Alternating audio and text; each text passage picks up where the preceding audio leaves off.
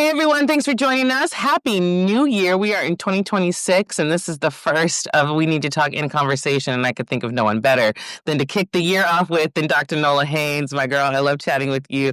We can chat online, offline, it doesn't matter. I'm just happy that you are here. So there's a lot going on already. 2026, we're only 2 days in. We already got to be on guard. There's a bunch of events happening. The protests in Iran. We know they had the case about the Somali daycare. We have midterms coming up, which are really tomorrow. If people are paying attention, they're very, very close. So what I'm going to ask, since this is the title of my Substack, We Need to Talk. What do you think we need to be talking about right now? What should people be paying attention to that we're not talking about enough? Honestly, the one thing that people need to understand is the current president is going to do any and everything in his power to stay in power so he does not go to jail. Hey, Keisha girl. Hey, from all the way from Germany. And I need people to really understand that. I've been talking about it a lot, especially on Threads. If we thought 2025 was wild and crazy, 2026, buckle the hell up. Yeah. Him tweeting late at night about Iran and protests and we're going to be there for you and all, which is emoji bat, emoji dookie crazy. Well, it's interesting. Well, first of all, he always does these middle of the night tweets that are always unhinged, always full of hyperbole and things that get his base riled up, right? And they're never, I don't think I've ever seen him tweet anything that's sensical. And I don't say that to be right. but I really don't think I've ever seen him tweet or post on Truth Social anything that's sensical. But you just recently had a viral thread that was talking about his quote unquote Christianity. I'd love to talk about that a lot because I am always calling out specifically his base and the work that I do. And as a person of faith, and it's something that's very important to me, I'm always talking about the hypocrisy and the contradictions of people that claim to be Christians, but everything they do is just the complete opposite of anything that Jesus stood for. So talk a little bit about the thread that you posted and the response that you got. Well, I don't know if your listeners know this about me, but, I have a divinity degree. So these issues mean a great deal to me. And, when you study this stuff the way that I do, I am a Christian because that's, I was raised to be. It's what I've enjoyed. But in addition, I love God so much, I go off and go to school to learn even more, right? Yeah. That's just how deep the commitment goes. So when I see all of these, not only just false Christians, but they're dogmatic about their Christianity and what it's supposed to be, what it's supposed to look like, who can practice, who doesn't get to practice. So that's one part of it, right? These false Christians that do not operate Jesus-like at all. And, I always tell this joke and only certain people get it. They would have still voted for Barabbas. That's such a nerd Bible joke, but... Oh, you're real in the Bible to make that joke, yeah? I totally think it's funny. I'm sticking with my jokes. Stick with your jokes. Stick with your jokes. I love it. But anyway, and and I was like reminding people, I was like, y'all know we're talking about a Jewish man from Palestine. Right. We understand this, right? So we are already talking about religious pluralism inside of Jesus's wisdom and thought process. And that's the part for me that people who are hypocritical about Christianity, they're not connecting those dots. And so when you are putting your trust in, when you are praying for, doing public spectacle for someone who represents the opposite of what Jesus actually stands for and represents. And I'm not saying Joe Biden was a perfect man, but I did a comparison. Compared to a man where there's actual documentation of his church that he goes to, not just in D.C. when he was the president for the cameras, but in Delaware where he's from. Like this man actually goes to church. Yeah. You know what I mean? And what I said in my post was, can somebody name me Donald Trump's church? Mm-hmm. What's the name of that man's church? Right. I know that little lady who be running around, that little crazy lady be running around, but does he pull up to her church? Right. No, and that's what I was going to say. Also, his spiritual advisors, one was already convicted of sexual assault of a 12-year-old, of a minor. And then this other woman, Paula, whatever her name is, I mean, she's crazy. She's a grifter too. Like, I remember seeing like she posts a lot to get money to convince people if you give this much to this church or this movement, God's going to give you da da da da. And it upsets me because they're preying Makes on. me want to flip tables like Jesus. Yes, yes. And we talked about I just recently talked about all the flip table moments we had in 2025, and I know there's going to be so many more this year, but it's frustrating because where my empathetic heart lies is that I do feel that a lot of this base, now don't get me wrong, there are some of them that are just blatantly racist, hate people, always angry, but I do feel there is this level of ignorance and naivete for a lot of his base that they're told to just trust God and trust your president. And so no matter what happens, they're like, well, this is part of God's plan. Like, we all just have to see it unfold. And it's like, no, we can't just sit back and allow all of these things to happen. Again, faith without works is dead, right? So it's okay to challenge people in authority because not everybody is ordained by God to be in that position. I'm sorry, but the devil answers prayers too.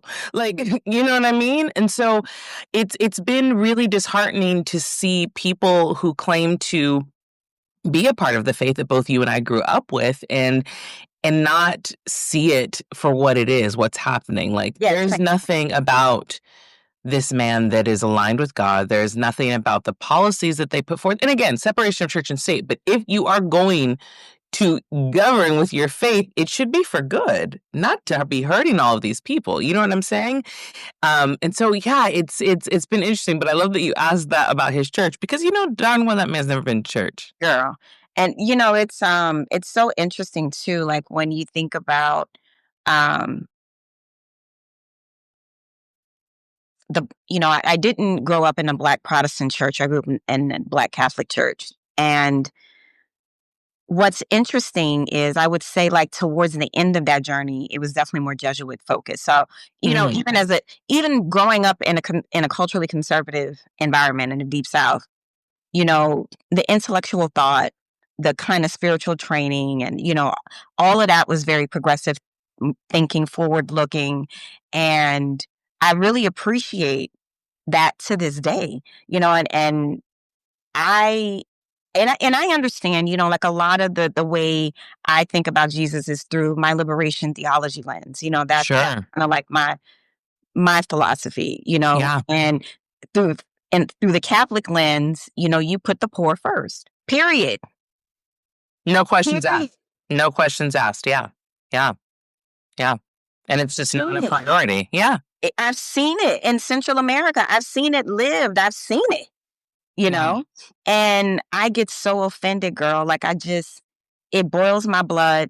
And probably because of my Catholicness, in my faith, we tend to do things privately. We pray privately. We're not overly overt about our religion. We just keep it to ourselves, Sure. So, it's a personal journey. You're not trying to, right? Yeah.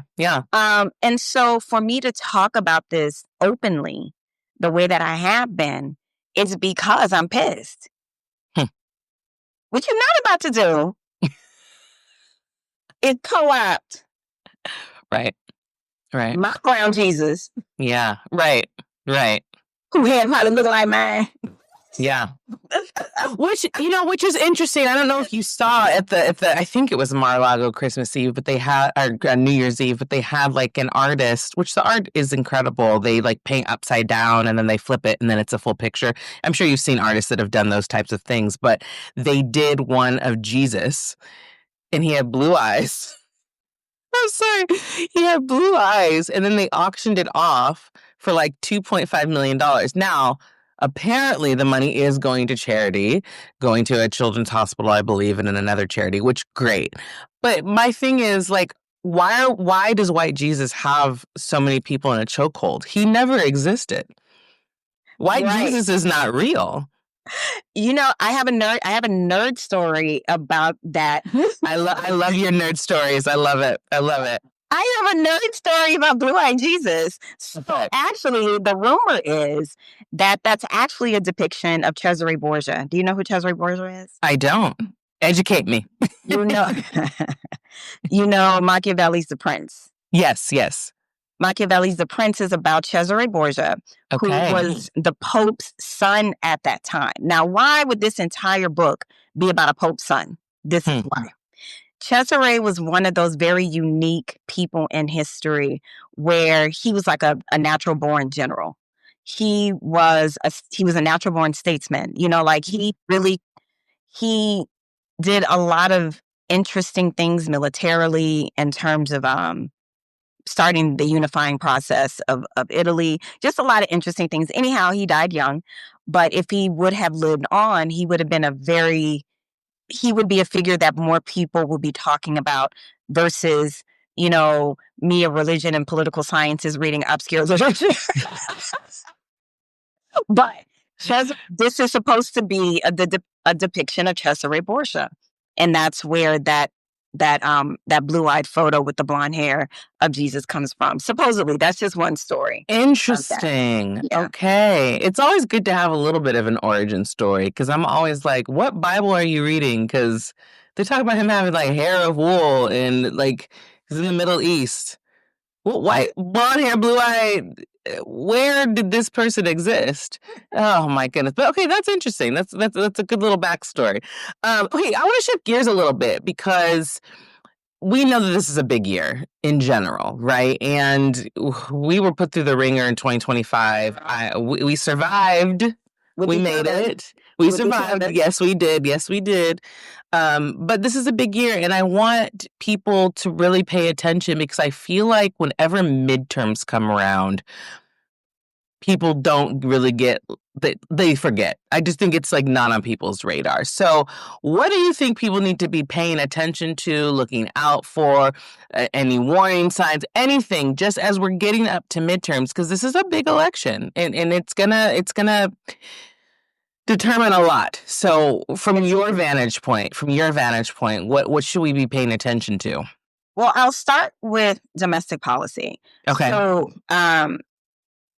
have you been tracking that story with the post office with the attempt to try and slow down mail-in voting to kind Yes, okay. absolutely. I think that's one of the things we need to be educating people about. I think big.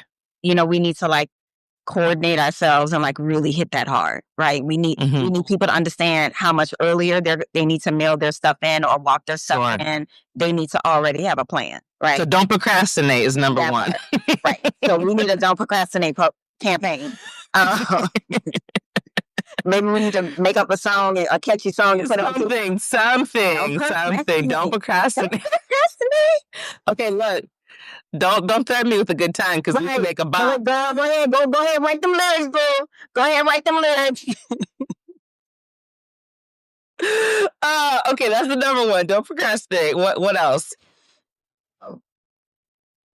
Again, you know, pay attention to other things, you know, that I believe the administration is going to try and do. Thankfully, you know, the Supreme Court kind of intervened with the National Guard being deployed in some cities. I don't know if they're going to acknowledge that. They're going to figure out a workaround. I don't know what that's going to look like. But yeah, domestically, the way that Trump has been attempting to weaponize the military against its own citizens, we need to continue to, you know, pay attention to that. In 26, turnout is going to be very important. It's one of the things we talk about on Roland Martin's show all the time. Yeah. Roland is always talking about turnout. So is Gary Chambers out of Louisiana. Because they know. They know. People talk about the amount of Black men that shifted, you know, to the right. How about the Black men and women that stayed home and didn't vote? That part. You know what I mean? Yes. So voter turnout, you know, we got to hit it hard. And I think also, can you see video? I forgot to hit my phone. There you go. And I think we, you know, part of kind of what we have to do is inform people about the people who are running. We just can't take for granted that Dems have 26 sewn up in the bag because anything can happen. Because what I predicted the other night, girl, on Threads, I'm like, okay, I'm hearing all this chit chat in DC. There are some people that are like they're about to throw Trump over. I don't know. I feel like we've been hearing that for 10 years. But anyway, the dam is cracking, is what I'm getting at. The dam is definitely cracking. Yeah. We can see that even not being any inside. I'm not an inside the way that I used to be for the last administration. But even from just the chit chat here, the dam is breaking, right? Yeah. Republicans understand you're not going to win nothing with Trump. So then is the play to dump him early, get Vance on board, blame everything on Trump, and they try to polish up Vance. So I want us to be strategically savvier in 26 and not just doing rapid response, but we have to think strategically and 2 steps ahead because we have enough information, we have enough data as to how they operate. Yeah. So I would like for us to do less of responding and reacting, getting in front of these things, getting in front of messaging because we already know what's coming. Absolutely. From a foreign policy situation, y'all, it's about to be a mess. I ain't even gonna sit here and hold y'all. I'm not gonna lie to y'all. It's about to be a hot ass mess. It's interesting though, because talking about JD Vance, and I'm curious your thoughts about this because it is very obvious that he is being groomed and primed for this. But I don't see it in terms of as much as I dislike Trump, there is something about him that I understand why the base really gravitated towards him. There's this charisma that he has, this ability to talk to people. Yes, he has gravitas, absolutely. And I just don't see that with JD Vance. And so I really don't know what amount of prep is going to prepare that. I mean, it's kind of just like if you're not a good enough actor for a role, you're not going to get cast for it, right? So I don't really know what will happen if when it's 2028, if something happens to Trump before that, whatever the case may be, I don't see people rallying behind JD Vance in the way that they have rallied behind Trump. I don't see it either. I mean, it's already an internal war, with the tech bros and then just the traditional MAGAs, Yeah. I think, Turning Point was all about JD Vance in a weird way. That was very strange. And you're right. The evidence is already there. The American public doesn't respond well to him. I mean, if the man doesn't wear eyeliner, sure the hell looks like he wears eyeliner, which is, I mean, do you, boo? But it's just a little okay. And I forget who wrote that piece the other day. Which I don't know if it was the New York Post or who wrote that post about JD Vance not being likable. It's true. I mean, he's not. He's really not. I just don't see it, and I think he's trying too hard. I joked the other day. I'm like, they're trying to make fetch happen with him, and it ain't gonna happen. It's just not going to happen. He don't do nothing to help his own image. Everything he says is combative and rude and because he's trying to emulate Trump. Stupid. Exactly. He's trying to emulate Trump, and it doesn't come off the same way. I don't. When Trump says things, there's a level of almost comedy because it's this guy can't be serious. I laugh at some of the things that he says because I'm this guy is so ridiculous, right? And he comes from Hollywood, he comes from reality television, so I just don't take it seriously. So his insults, he's trying to be funny and people think it's funny, right? With JD Vance, he just comes across like a big old jerk. It's just, it doesn't land the same way.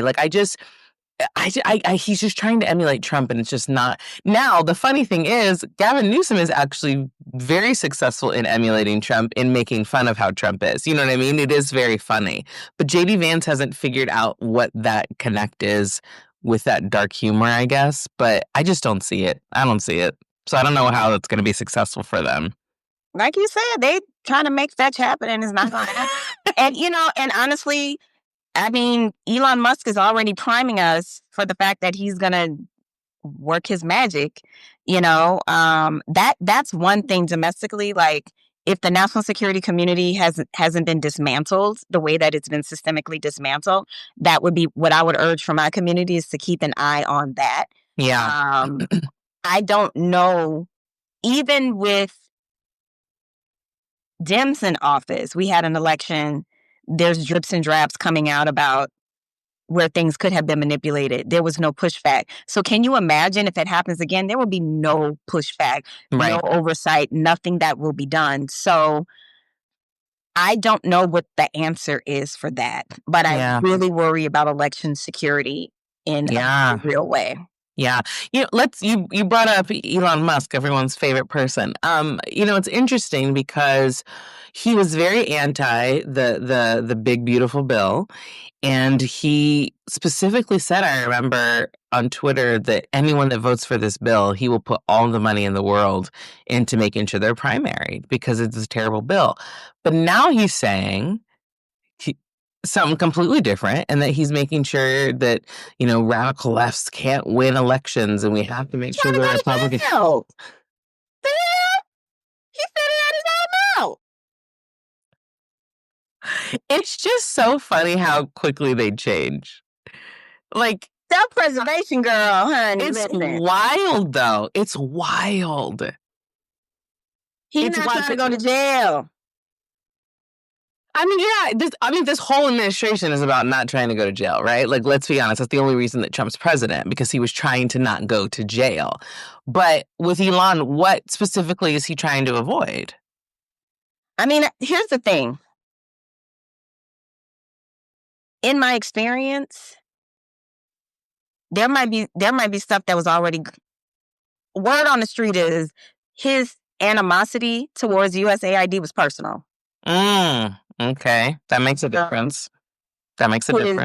His animosity towards NASA is personal. Right. Well, yeah. Well, he views them as a competitor. He thinks he can do better with Starlink and stuff. Yeah, for sure. So, which is to say, there might be situations that were already happening, investigations that were already happening, and you never know. When you uncover one thing, you might uncover another thing. He understands. I guess the legal term is exposure. He definitely has some exposure. Maybe that might be the better way to put it, right? Mm-hmm. And then again, if there were investigations, we wouldn't know because Doge came through, baby, and wiped that slate clean. Wiped everything. So we don't even really know what you know what I'm saying? Yeah. So for him to sit up there and say that he knows, him and his lawyers know, and so if he's saying it out of his mouth, I'm like, okay, well, I gotta trust him on this, So we don't know what all of his potential exposure is, and then we don't even know to what degree yet. What happened with Doge and all the agencies? We don't even know the list of potential crimes yet. We don't know all the consequences yet. We don't have the full story yet. Somebody's got to be held accountable for that. Yeah.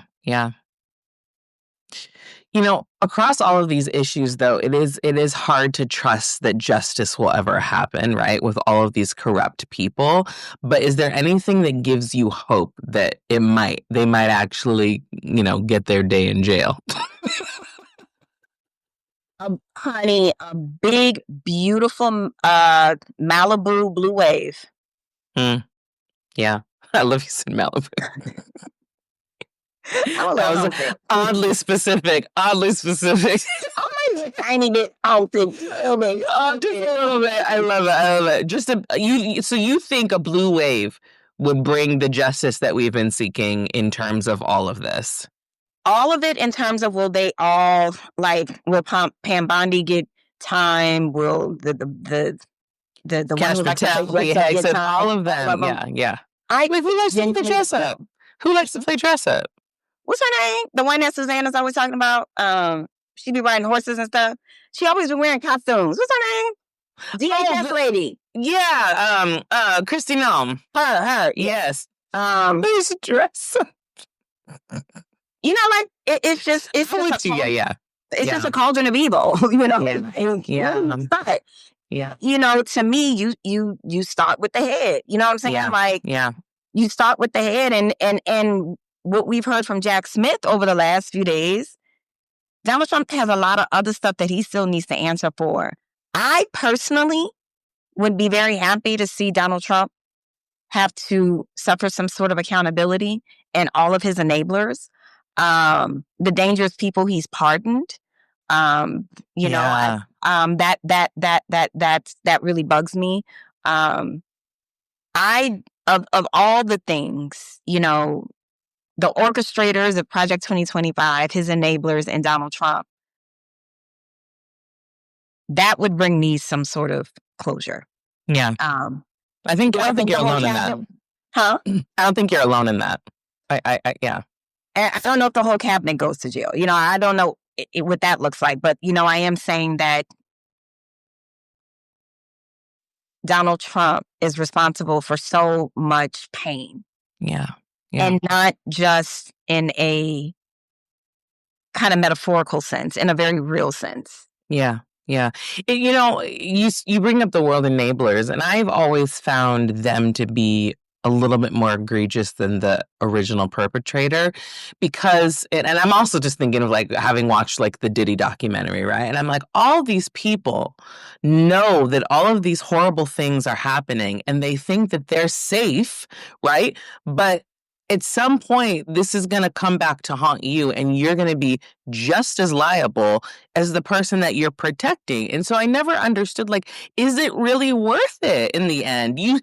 We have enough history to show us that it's not, right? So I don't understand why people always think that they're the exception when these situations happen and you are in the shadows of a horrible person doing horrible things. You think, oh, well, I'm going to be safe. Well, my family's going to be safe. Well, I'm going to have financial stability. It's going to be coming for you too. And I just don't get it. I do not get it. Money is not that important, and neither is success. And you're going to lose all of it once this all falls down, because like you said, there are some cracks in the dam right now. And nobody's gonna throw you a life jacket. You know what I mean? You're gonna go down with it. What I suspect, what's also part of that is, in my experience with extreme narcissists, there's something in that they seek people who need to please, right? They seek people with certain type of traits, vulnerabilities, people that need to please, goody two shoes, insecure, and sometimes that personality likes to go after really, really strong people. And that's been my experience. My experience with extreme narcissists is this: they bring you in, they make you feel special. So the whole special part, I'm glad you brought that up, but that's not osmosis, as my mom would have said. That is that person bringing you in, making you feel like you're the special one. So they're probably not pulling it out of thin air, because I can imagine when Donald Trump is when he's pitching these people to draw them into him, he's probably making them feel safe, secure, and special. Yeah. Like, oh, don't pay attention to all that stuff in the news. Don't pay attention to it. It's not real news. Don't worry about it. I can absolutely see conversations going like that. And when you have a vested interest in somebody, it's really, really hard for you to come to terms with that you made a bad decision, right? Or maybe that your influence wasn't enough to get them to do whatever the thing is you want them to do, or just to be a better person. But I suspect, that Donald Trump draws a lot of people close to him and make them feel safe, make them feel like, this is the real story. All that other stuff is fake. I mean, because he said it, they said it early on to their to their political supporters, that don't believe what you hear and don't believe none of what you see. Just believe Trump. Yeah. That's what they're running with. Well, we have a year ahead of us, girl. And so I know we will be having more conversations. Everyone, please make sure you follow Dr. Nola here on Substack and on Instagram. Yeah. As always, I love you. Thank you so much for chatting with me. And I have an announcement soon. So you can come back and share some news really, really soon. I'm excited. I'm excited too. So I can't wait. I can't wait to go public with that. But I always enjoy talking to you, sis. Yes. A lot more of this. Yes. All right. Bye, everyone. Take care. Happy New Year. Bye.